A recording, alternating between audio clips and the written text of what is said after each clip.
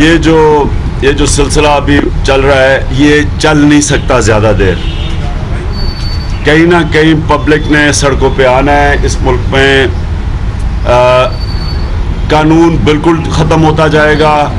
लोगों को अगवा करना है, चोरी करने, डाके, और 33% क्राइम एक साल में बढ़ चुकी है। तो और बढ़ेगी, क्योंकि जब लोगों को गुजारा ही नहीं होगा, लोग महीने की तनख्वाह में नहीं गुजारा कर सकेंगे, मजदूर अपनी तनख्वाह में नहीं गुजारा करेगा महंगाई के जरिए, तो आखिर में खुदकुशी ये करेगा या लोगों को मारेगा। दूसरी चीज,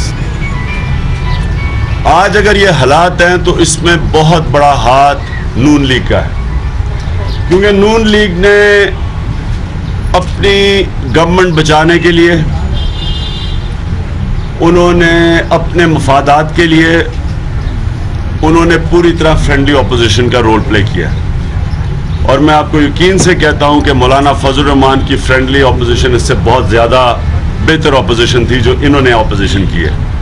कई चीज़ें जो आप ये कह रहे हैं, अगर ये 2 साल पहले कहना शुरू करते तो आज ये मुल्क के हालात ना होते। इन्होंने पूरी तरह अपने जो इलेक्शन का मैनिफेस्टो था, इन्होंने कहा मुज़ाकरात से मसले हल करेंगे, मिलिट्री एक्शन से नहीं।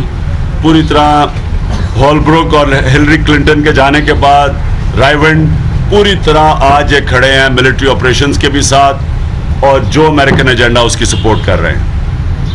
और इसकी बहुत बड़ी वजह यह है कि इनके लीडरान के पैसे बाहर पड़े हैं, और जिन लीडर्स के पैसे बाहर पड़े हों वो अमेरिका की आंख में आंख डाल के पाकिस्तान के मफाद के लिए बात नहीं कर सकते।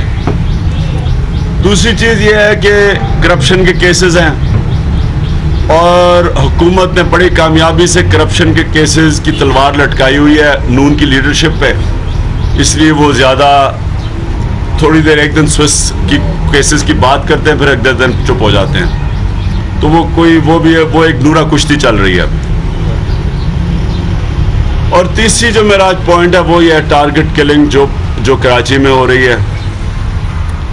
टारगेट किलिंग बलूचिस्तान में हो रही है।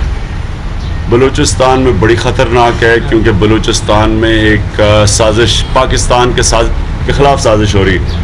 टारगेट किलिंग अगर ऐसे चलती रही बलूचिस्तान में तो ना उनकी कोई यूनिवर्सिटी चलेगी, उनके अस्पताल बंद होने शुरू हो जाएंगे, और वो फिर जो सेपरेटिस्ट हैं वो कह सकेंगे कि देखें पाकिस्तान में आपको रहने का कोई फ़ायदा नहीं है। तो ये एक इस वक्त हुकूमत की नाअहली है कि ये कुछ साफ वाज़ेह नज़र आ कि साजिश क्या है, लेकिन इस वक्त कोई हुकूमत में नहीं नज़र आ रहा कि वो कैसे इसका मुकाबला कर सकते। बलूचिस्तान की जो असेंबली है ये जमहूरियत, इसको जमहूरी कहना जमहूरियत की तौहीन है।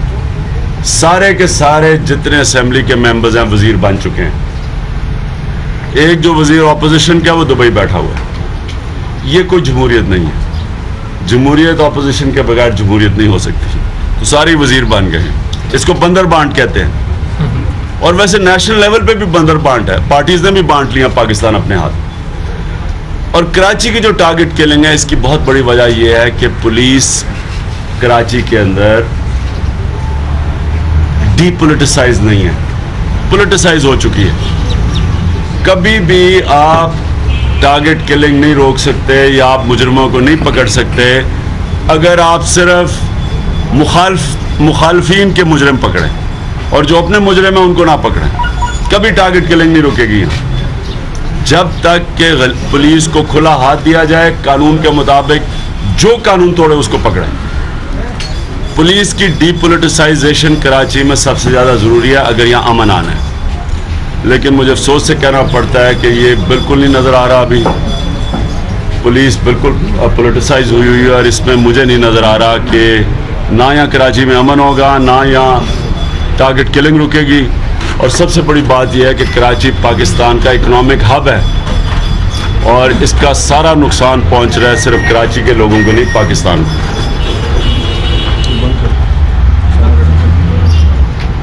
आखिर में मैं सारी पुलिस के लिए सिक्योरिटी पर गुजरात सख्त मजम्मत करता हूँ कि हमारे central executive member summer Ali Khan से जो किया गया है, जुल्फ़िकार अली मिर्ज़ा के बॉडीगार्ड्स ने। पहले तो पब्लिक की सड़कें बंद करना, मुझे बताएं किस जमहूरियत में एक टैक्स पेयर की रास्ते कौन बंद कर सकता है? ये सिर्फ यहाँ कराची में नहीं है, रायविंड के जो बादशाह हैं उन्होंने भी सड़कें बंद की हुई अपने घरों के इर्द गिर्द। हालांकि तहरीक इंसाफ के चेयरमैन इमरान खान कराची में प्रेस कॉन्फ्रेंस कर रहे हैं। उन्होंने कहा है कि जिस तरह निज़ाम चल रहा है इस तरह से निज़ाम ज़्यादा देर नहीं चल सकता। इस वक्त मुल्क के जो बुरे हालात हैं इसकी जिम्मेदारी उन्होंने PMLN पर डाली है और उन्होंने कहा है कि मौलाना फजलुर रहमान की फ्रेंडली अपोजिशन ज़्यादा बेहतर थी बनिस्बत PMLN की फ्रेंडली अपोजिशन से। इसके साथ साथ बलोचिस्तान असम्बली पर भी उन्होंने तनकीद की। उन्होंने कहा कि वो कोई जमहूरी असम्बली नहीं, वहाँ पर बंदरबाट है और यही तरीका मरकज़ में भी है। और अब वक्त हुआ है न्यूज़ अपडेट का।